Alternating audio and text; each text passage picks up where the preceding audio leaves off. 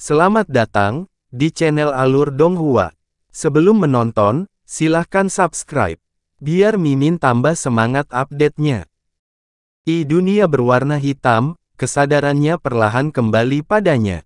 Ketika Yunce membuka matanya, dia melihat siluet bertubuh kecil berwarna merah berdiri di hadapannya, diam-diam menatapnya. Wajah mungil cantik tiada taraf itu membawa sedikit rasa bangga dan dingin. Dia masih mengenakan smoky red fiery dress favoritnya. Rambut merahnya mencapai pinggulnya, membuatnya tampak lembut dan halus. "Jasmine, milikku," bisik Yunce. Dia tahu dia sedang bermimpi tetapi jiwanya tidak bisa berhenti gemetar karena kegembiraan. "Kamu membuat dirimu terluka parah lagi. Jangan bilang itu karena wanita itu." Jasmine menatapnya, tatapan dan nada yang familiar, dan postur yang kuat, sikap seorang master. "Hehe," Yunce terkekeh.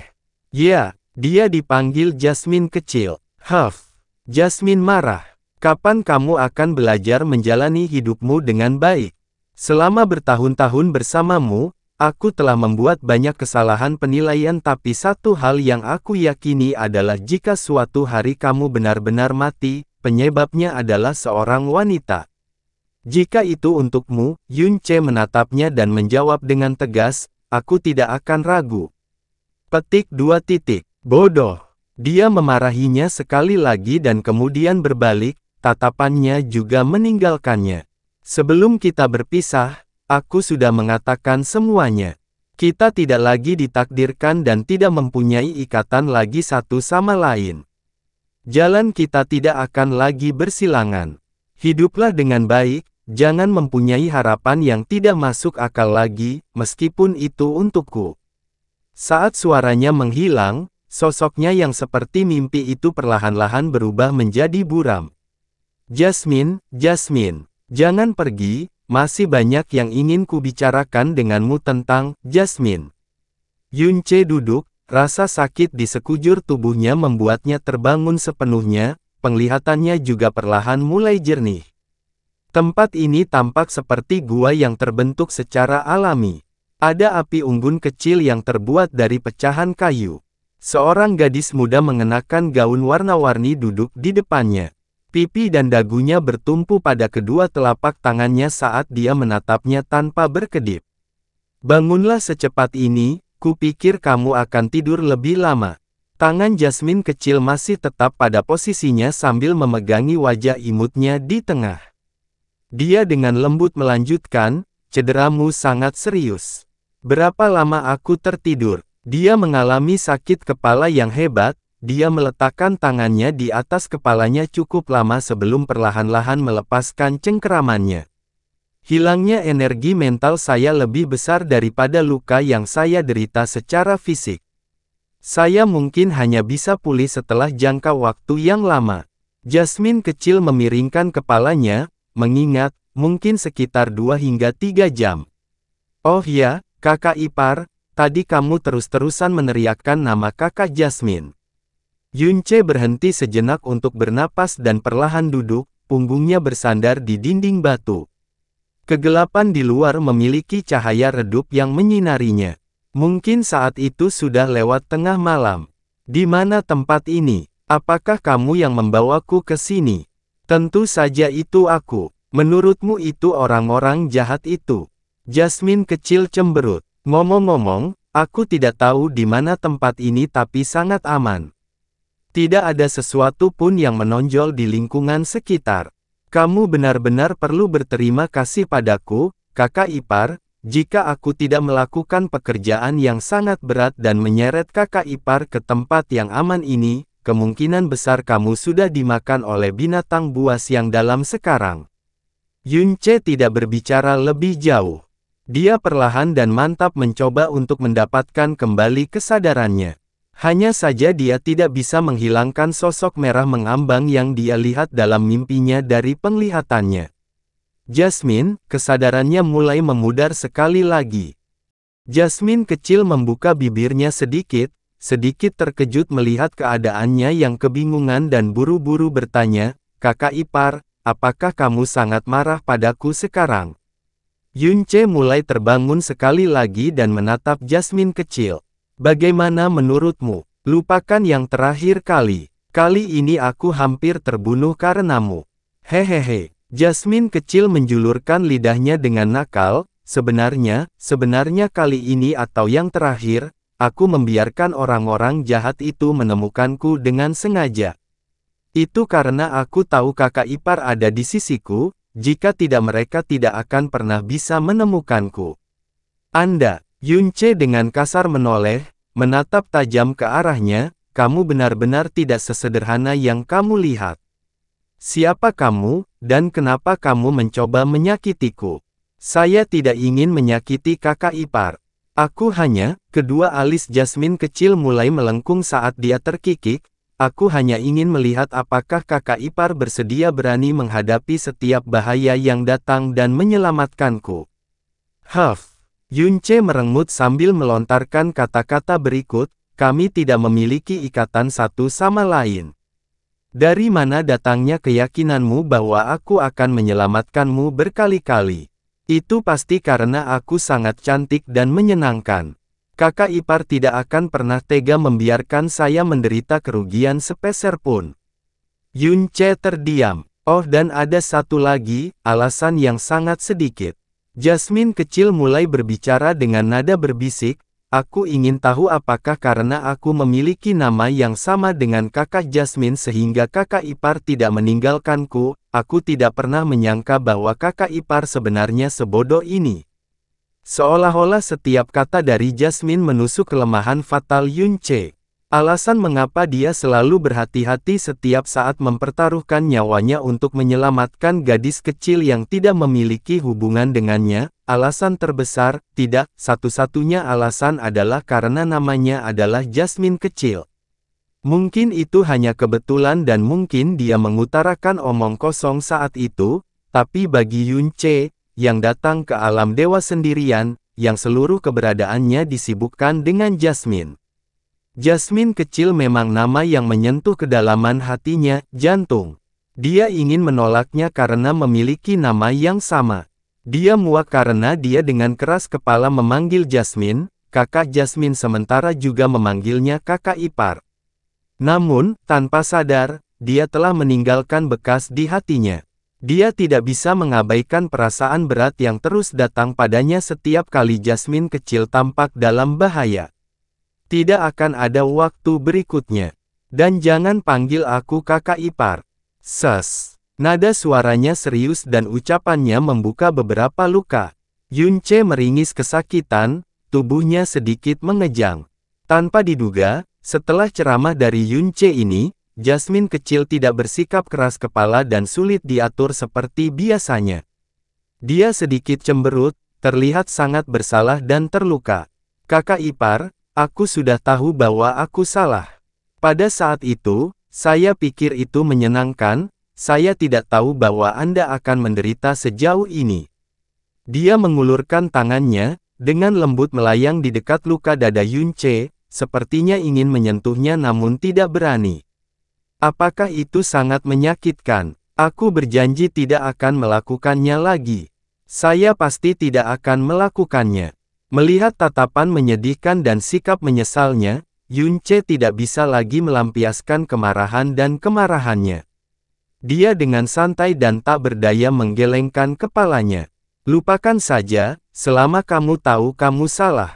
Bahkan sebelum dia selesai berbicara, mata Jasmine kecil bersinar ketika dia menjawab dengan riang, saya tahu kakak ipar tidak akan terus marah kepada saya. Hehehehe, kakak ipar, saat kamu sedang tidur, kamu meneriakkan nama kakak Jasmine puluhan kali. Mempertaruhkan bahaya untuk menyelamatkanku juga karena kakak Jasmine. Kamu memperlakukan kakak Jasmine dengan sangat baik, tidak heran dia bersedia menikah denganmu. Yunce dengan lembut menarik napas, karena kamu sudah jujur padaku, aku juga akan jujur padamu tentang hal ini. Jasmine, dia sebenarnya bukan istriku, dia guruku. Mulut Jasmine kecil melebar, guru. Kalau begitu, kakak ipar seharusnya sangat menghormatinya, kan? Hormat. Yunce mengangkat kepalanya. Aku tidak tahu. Aku tidak tahu apa perasaanku padanya.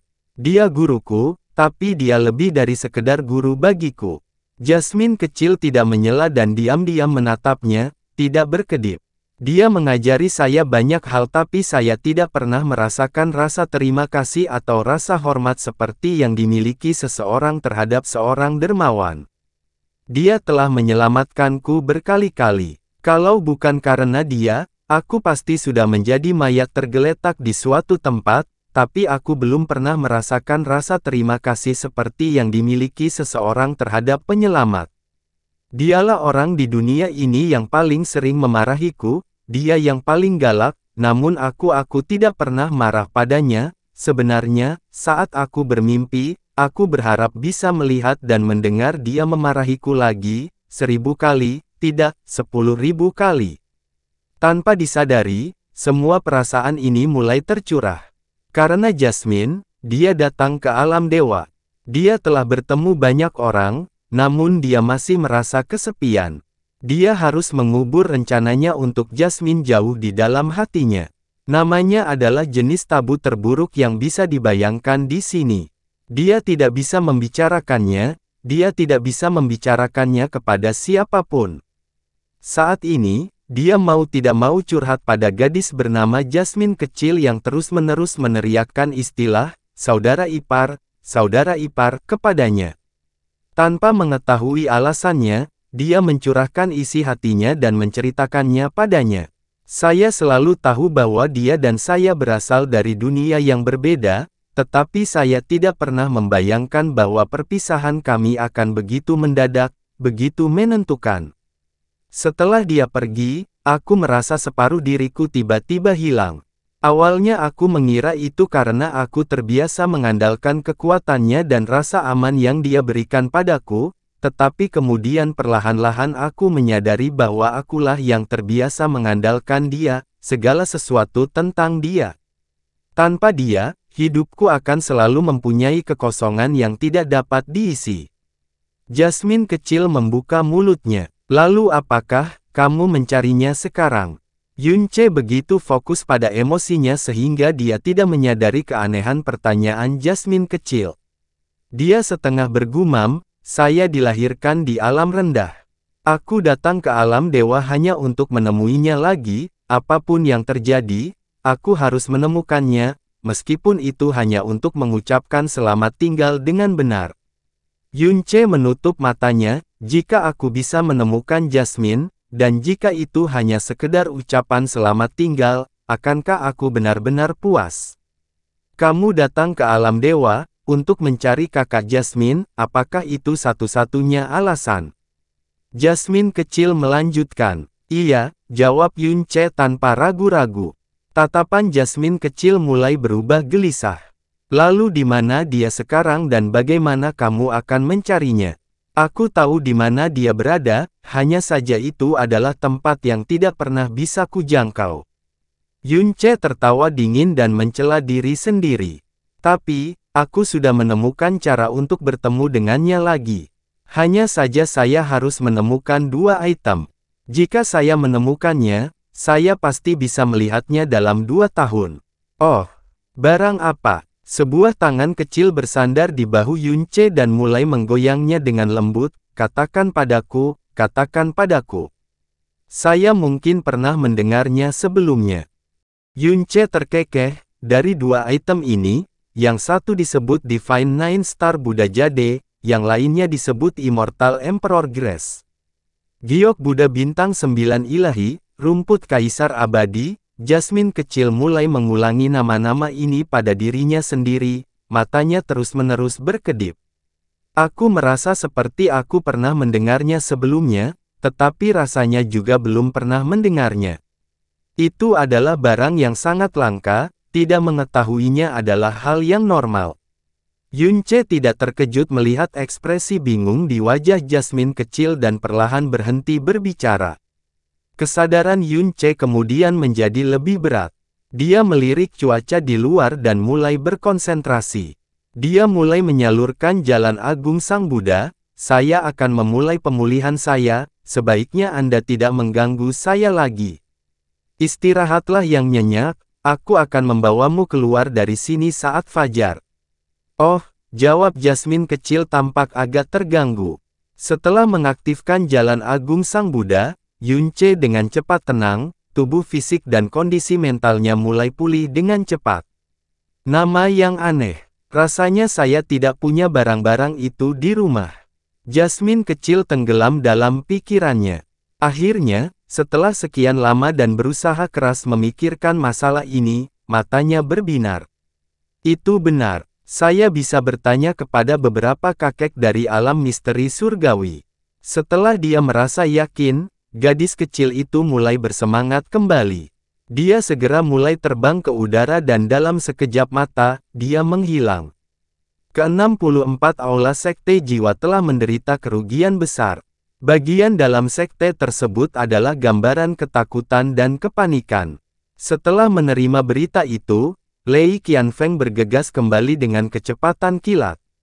Saat dia melangkah ke dalam sekte tersebut, dia merasakan aura racun yang mengirimkan gelombang kejut ke dalam hatinya. Ini jelas merupakan racun yang sama yang membunuh Lei Guangmo. Langkah kakinya menjadi lebih cepat dan dengan keras, dia mendobrak pintu. Kabut berwarna merah tua dengan aura beracun yang mengerikan memenuhi seluruh aula besar. Lei Qiandu dan dua tetua lainnya berada di aula, wajah mereka muram. Xiao Qingtong duduk di lantai, menangis tanpa henti. Dia bahkan tidak bereaksi terhadap kedatangan Lei Qianfeng yang mendobrak pintu. 6 orang memiliki aura racun pada mereka dan keenamnya tergeletak di tanah, tanpa kekuatan untuk berdiri. Mereka bahkan tidak punya tenaga untuk mengerang. Ke-6 orang ini adalah 6 putra yang ditinggalkannya setelah dia kehilangan Lei Guangmo. Mereka semua, pikiran Lei Qianfeng muncul, seolah otaknya baru saja meledak. Dia terhuyung ke depan, rasa sakit dan kekacauan karena melihat Lei Guangmo mati di dalam dirinya, kepanikan, ketakutan, dan ketidakberdayaan itu. Ini, apa yang terjadi? Apa yang sebenarnya terjadi? Lei Qianfeng bergegas menuju tubuh ke-6 putranya sambil berteriak. Master Sekte, Lei Qiandu berjalan mendekat. Mereka semua telah diracuni oleh racun yang sama seperti Guangmo dan dosisnya jauh lebih tinggi. Ling Yun, dia jelas-jelas menyelinap ke sekte kita dan menyergap ke-6 tuan muda. Kegelisahan yang mengerikan menyelimuti punggung Lei Qiandu saat dia memberikan penjelasan. Lei Qianfeng meringis. Dia bergegas menemui putra sulungnya Lei Guangqian, suaranya bergetar, "Qianer, apa yang terjadi? Bagaimana kamu bisa diracuni?" Wajah Lei Guangqian benar-benar merah, bibirnya terbuka beberapa kali, berjuang untuk berbicara sebelum akhirnya berbicara dengan bisikan yang menyakitkan, "Anak ini, tidak tahu, aku tiba-tiba merasa, mataku menjadi kabur. Saat aku bangun, aku sudah, ayah kerajaan, selamatkan aku."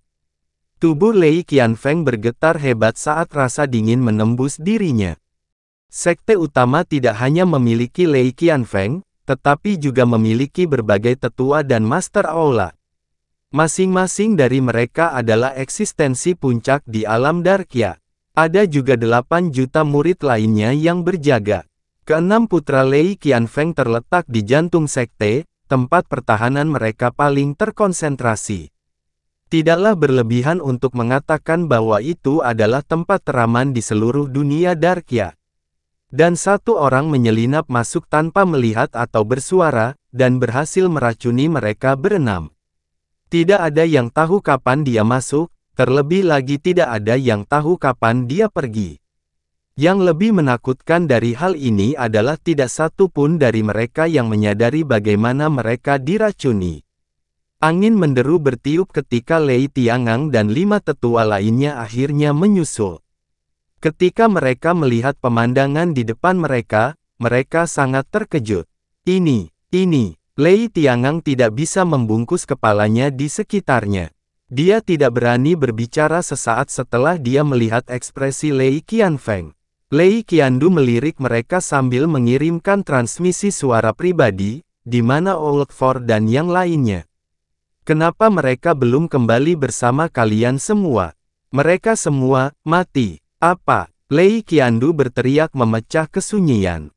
Ekspresinya yang cemberut menjadi semakin jelek. Apakah itu, Ling Yun? Tidak, itu tidak mungkin. Kita bisa membicarakannya nanti. Lei Tiangang bergegas maju, kita perlu menemukan cara untuk menyelamatkan semua tuan muda sekarang. Saat dia mengambil 2 langkah ke depan, dia tiba-tiba terjatuh ke belakang dengan sangat ketakutan. Dia melihat bahwa mereka berenam diracuni lebih dari apa yang awalnya diderita Lei Guangmo. Lei Qianfeng telah mencoba yang terbaik, dia bahkan telah menggunakan obat-obatan spiritual dan mendalam terbaik dari sekte tersebut, tetapi semuanya sia-sia karena dia masih tidak dapat menyelamatkan Li Guangmo. Bahkan bisa dikatakan sama sekali tidak berguna. Saat ini, dia tidak berani membayangkan apa yang akan terjadi selanjutnya. Ling Yun, kamu kejam. Lei Qianfeng mengatupkan giginya, gemetar karena marah. Bahkan jika aku harus mengejarmu sampai ke ujung Primal Chaos, aku akan memastikan untuk memotongmu menjadi 10.000 keping dan mengubah tulangmu menjadi debu. Xiao Qingtong mengangkat kepalanya, berbicara dengan suara serak, Lei Qianfeng. Sebelum Anda mulai mengutuk Ling Yun, mengapa tidak merenungkan semua perbuatan jahat yang telah Anda lakukan selama bertahun-tahun? Pikirkan baik-baik siapa yang menarik Ling Yun ke sini. Tahukah kamu sekarang apa arti retribusi? Aku sudah kehilangan Moer, jika terjadi sesuatu pada Qianer, aku tidak akan pernah memaafkanmu.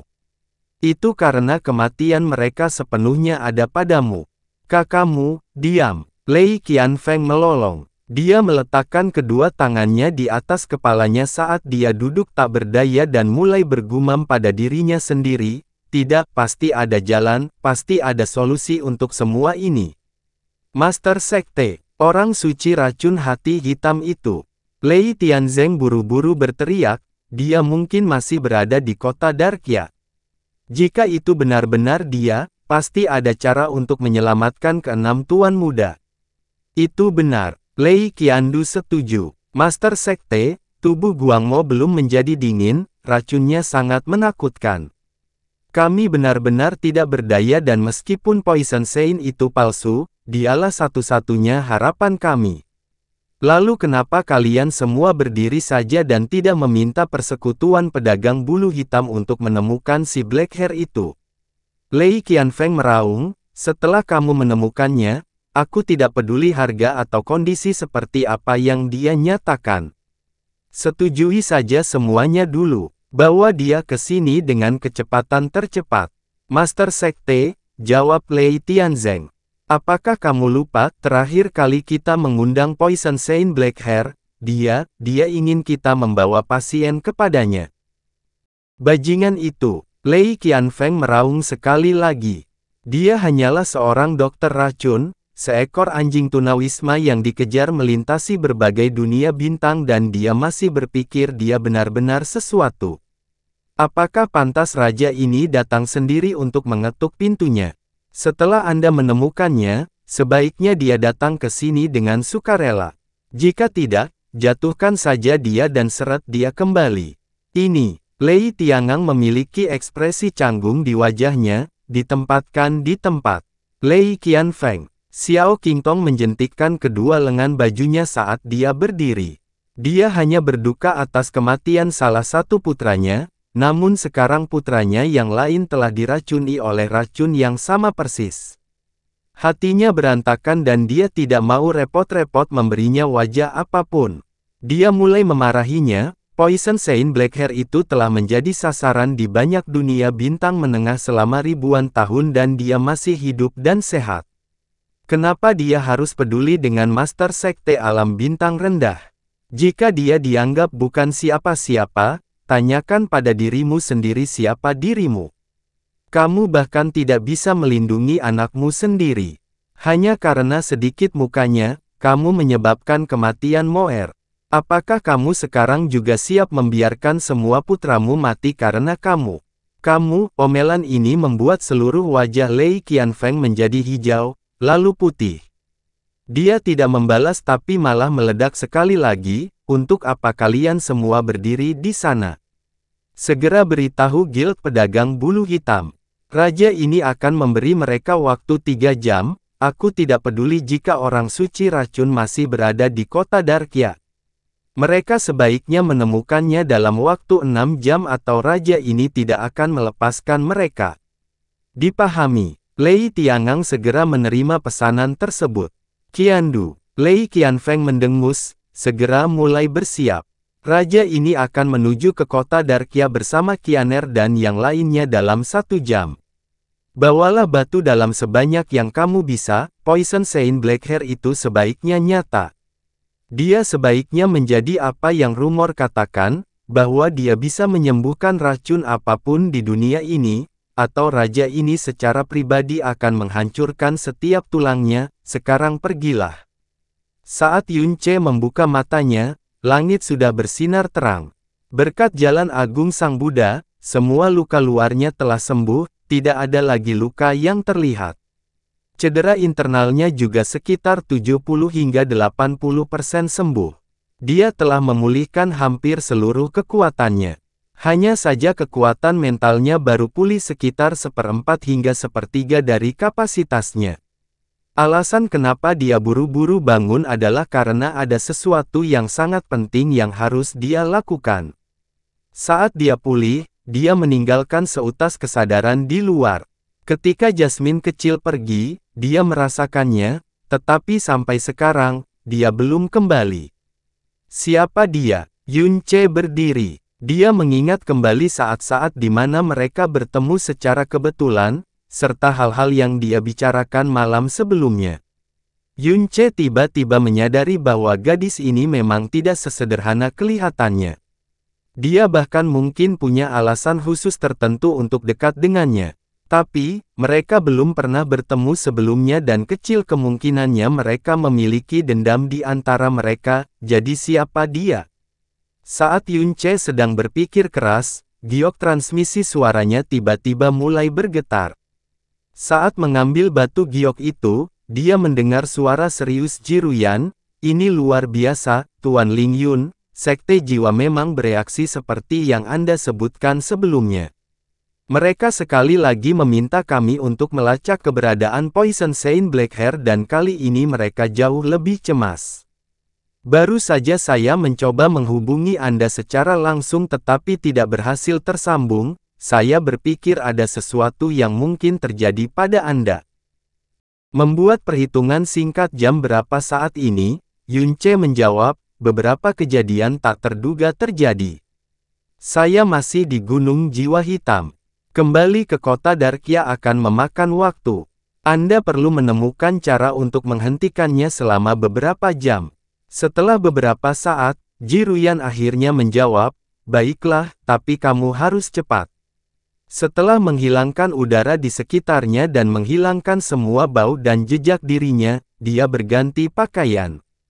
Yun Ce tidak lagi peduli kemana Little Jasmine pergi. Dia terbang keluar dari Black Soul Mountain dengan kecepatan tinggi menuju kota Darkia.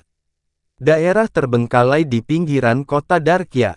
Itu adalah rumah yang sangat kumuh di mana semua pintu dan jendelanya hancur. Ini adalah tempat yang jarang ada orang yang melewatinya. Namun hari ini, kawasan terbengkalai ini menyambut beberapa tamu terhormat. Sekelompok orang buru-buru datang. Realm King Lei Qianfeng dari Darkia Realm berada di garis depan. Di sampingnya adalah istrinya yang sama-sama berbobot berat, Xiao Qingtong, yang posisinya di sekte itu setara dengannya. Di belakang mereka ada kepala balai guru Lei Tiangang dan penatua agung Lei Qiandu. Di sisi mereka juga ada kepala dokter sekte tersebut, Lei Deyan. Di belakang mereka ada sekelompok murid yang dengan hati-hati membawa semua putra Lei Qianfeng yang diracuni.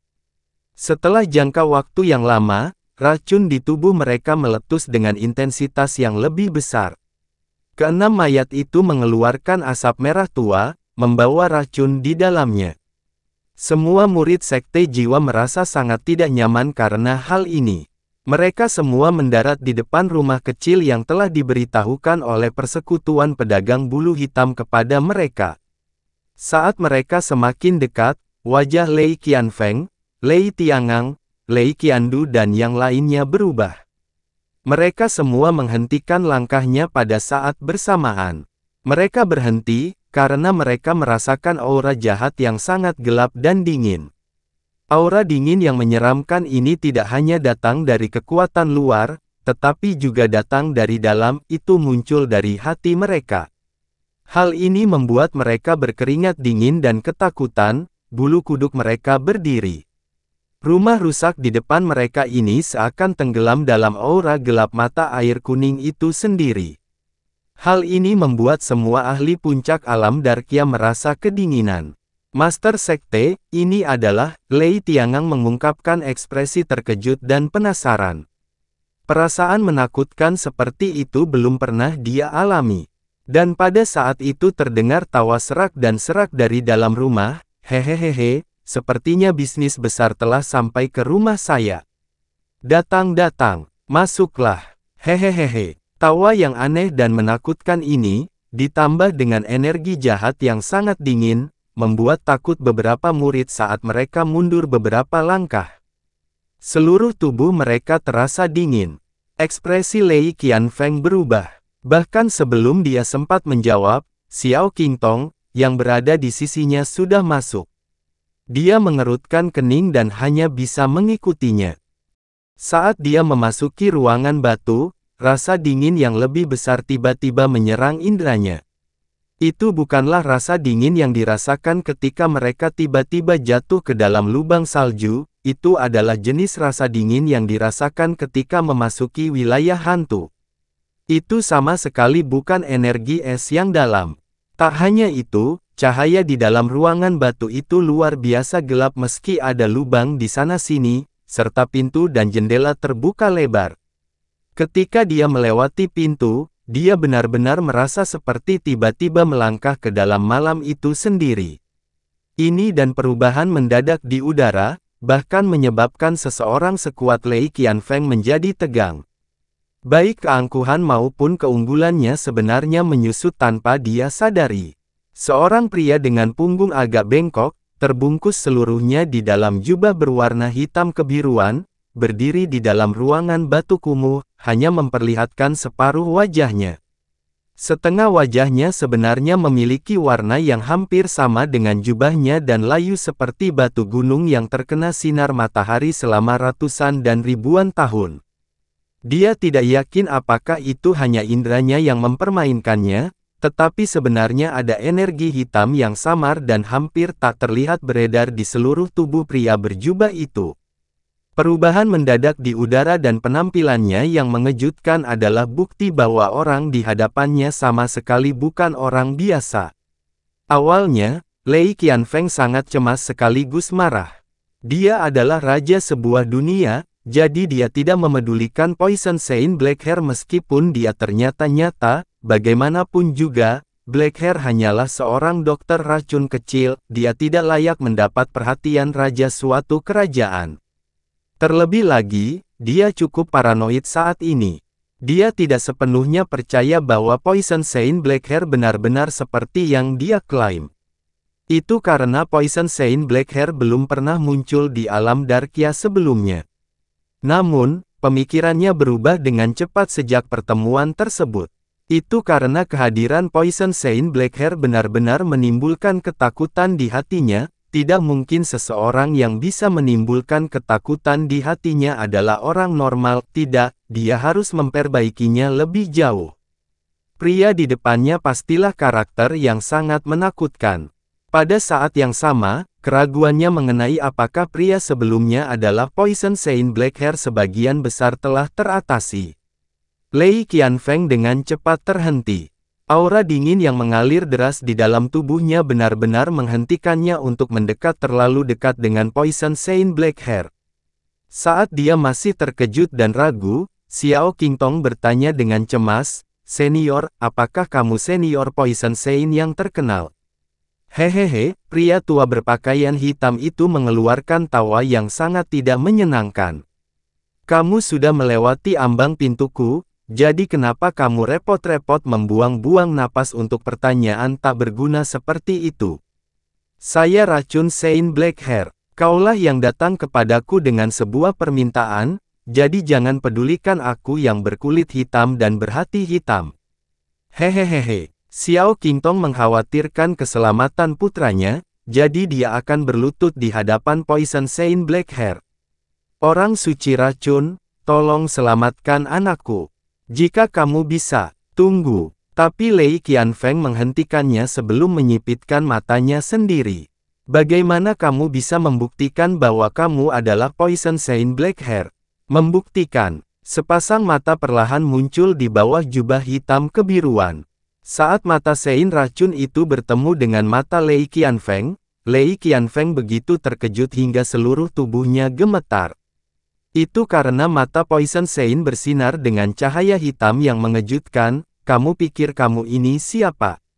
Anda ingin bukti? Ini sarannya, jika kamu tidak percaya siapa aku, pergilah. Lei Qianfeng, yang memerintah dunia Darkia dengan tangan besi, tidak pernah diremehkan seburuk saat ini. Kemarahan langsung memuncak di kepalanya, namun ketakutan dan keterkejutan yang ia rasakan saat melihat mata biksu racun Blackhair dan keenam putranya yang sekarat, mencegahnya bertindak dalam kemarahan. Sebaliknya, dia memanggil energinya yang dalam dan memunculkan tekanan mengerikan yang menyebar ratusan kilometer jauhnya. Kemudian, dia berbicara dengan nada gelap, apakah kamu benar-benar tahu siapa saya? Hehehehe. Medan energi Lei Qianfeng gagal menimbulkan rasa takut di hati lelaki tua itu. Bukan hanya lelaki tua itu yang menatapnya dengan jijik, dia bahkan memasang tawa simpatik yang dingin di wajahnya. Dia mengangkat lengannya dan telapak tangan yang layu perlahan terentang dari lengan panjang lelaki tua itu. Telapak tangan itu juga dikelilingi aura hitam yang menyebabkan semua orang yang melihatnya merasa kedinginan. Rasa dingin yang sudah memenuhi tubuh dan jiwa mereka sejak awal, mulai bergerak lebih liar dari sebelumnya. Saya tidak dapat mengingat jumlah Divine Sovereign yang telah saya bunuh dengan satu tangan ini, tetapi pengasingan diri selama beberapa dekade tampaknya cukup bagi orang-orang untuk melupakan saya. Tidak kusangka Raja Dewa Kecil berani berteriak tepat di depan wajahku, tut. Tidak heran orang mengatakan bahwa ada banyak orang idiot di antara alam bintang rendahan. Setiap kata yang diucapkan lelaki tua itu seperti suara gesekan amplas. Tidak hanya Lei Tiangang dan Lei Qiandu yang benar-benar terpana oleh kata-katanya yang berani, ekspresi Lei Qianfeng sendiri tiba-tiba merosot. Anda, namun hanya itu yang dia katakan. Bukan saja dia tidak menyerang lelaki tua itu dengan marah, tubuhnya bahkan sedikit bergoyang ke belakang. Manusia adalah makhluk seperti itu. Jika lelaki tua berpakaian hitam itu berbicara dengan ramah dan lemah lembut, Lei Qianfeng akan bertindak sombong dan menaruh segala macam kecurigaan padanya. Namun ketika biksu racun hati hitam memperlakukannya dengan sikap menakutkan, meremehkan, menghina, sombong, dan mengejek, hanya dalam beberapa kalimat, rasa takut Lei Qianfeng benar-benar meroket hanya dalam waktu 10 tarikan napas setelah dia memasuki ruangan batu. Meskipun dia masih merasa frustrasi di dalam hati, kesannya telah menurun secara signifikan. Bukan hanya dia takut untuk bertindak sembarangan, dia bahkan tidak berani mengutuk Poison Saint Blackhair saat ini. Xiao Qingtong melotot ke arah suaminya sebelum mengambil 2 langkah cepat ke depan, berkata, "Senior Poison Saint, suamiku selalu menjadi pria yang kasar dan terburu nafsu, tetapi aku yakinkan kamu bahwa dia tidak menganggapmu tidak hormat sedikit pun. Suamiku adalah Raja Dunia Darkia Realm dan dia memiliki banyak kekayaan. Jika Anda dapat menyelamatkan nyawa anak-anak saya, kami pasti akan membalasnya dengan baik." Lei Qianfeng berhati-hati dan tidak percaya, tetapi saat ini Xiao Qingtong hanya ingin meraih harapan terakhir ini sekuat yang dia bisa. Bukan hanya keaslian Poison Saint Blackhair yang tidak pernah terlintas di benaknya, dia bahkan memberitahunya tingkat kekayaan mereka secara langsung. Seolah-olah dia takut kalau Poison Saint Blackhair ini tidak cukup berhati hitam. Suami dan istri ini memiliki kepribadian yang sangat berbeda satu sama lain. Ada juga perbedaan antara laki-laki dan perempuan ketika menangani masalah seperti itu, terutama jika menyangkut keselamatan anak-anak mereka. Orang tua berpakaian hitam itu tertawa jahat, tentu saja. Semuanya ada di atas meja selama Anda mampu membayar harganya. Orang tua ini telah hidup selama bertahun-tahun dan saya belum pernah jatuh begitu rendah sehingga saya akan merendahkan diri saya ke tingkat junior yang bodoh. Sekarang, bawalah pasiennya.